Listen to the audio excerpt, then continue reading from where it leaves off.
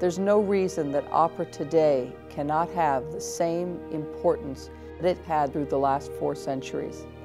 I am deeply committed to making opera accessible to many people so that it can help transform their lives. I believe passionately in opera as a vehicle for social and emotional change.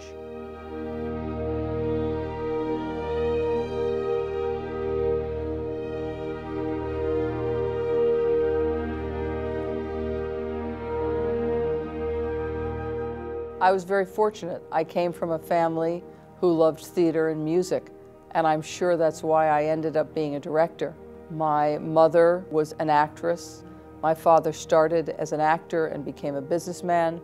And so already by age 6, I was telling the stories in the basement, making everybody dress up as the characters and directing them. Growing up, I was very fortunate that my father worked for an airline. Because of that, we lived abroad a great deal. And so at an early age, I learned to speak Italian, French, German.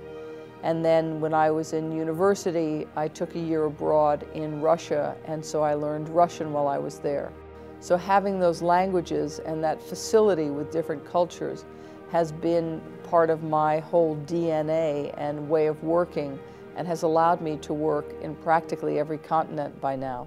Francesca is tall, imposing, she has a booming voice, and she is extraordinary at bringing together large groups of people into a single vision, hers. When she laughs, it's very loud. When she's angry, she's very quiet. When she's explaining something, she's extremely articulate and very to the point. I admire Francesca that she's, as we say, always in the now. Francesca really goes for it. She knows what she wants, and I think that's something that I really respect and what I intend to learn from spending time observing Francesca. Francesca is strong-willed, she's strong-minded, she has strong convictions, and she presents a powerful image of what she believes, and I think that's what you want in an artistic leader. Francesca is a great American artist now at the helm of a major American house. And the reason she's able to do this is that she has the international appeal that you need to do the large art form of opera. As a director, I love the initial rehearsals, the excitement of those first few weeks of discovering it all together. Because suddenly, with that energy, everything that you thought you knew changes, and you discover new roads and avenues to explore with the characters and the particular work that you're doing.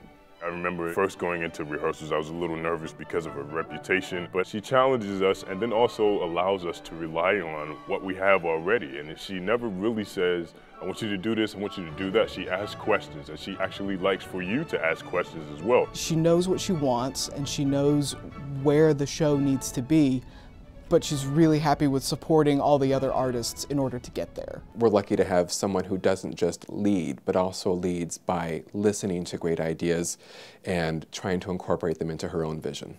When you get to a certain point in your career, you really think about, how can I give back more? And the best way to give back is to really work with and be with so many of the young artists emerging in our profession. When the opportunity came here to work in Washington at the Kennedy Center, I knew that there was already a wonderful young artist program for singers, and I want to enlarge the program, bring in more young artists, and really focus on them to help make sure that we're creating our own national team here. The young artists are the future of opera. They're the next generation, and Francesca realizes that. She also understands that at a company like Washington National Opera, it's our duty to train the next generation of American-trained singers. The work that she's doing with the young artists, with Michael Heaston, is really something that's impressive and is really an important part of the life of any opera house. You have to have training programs for young singers, not only because you can use them to do small parts and to understudy things, but also to pay it forward. I believe that opera can be much more accessible to more people. I know that that is one of the missions of this building, of the Kennedy Center, and so to be able to walk in the footsteps of the so many great artists who've come before me is truly an honor.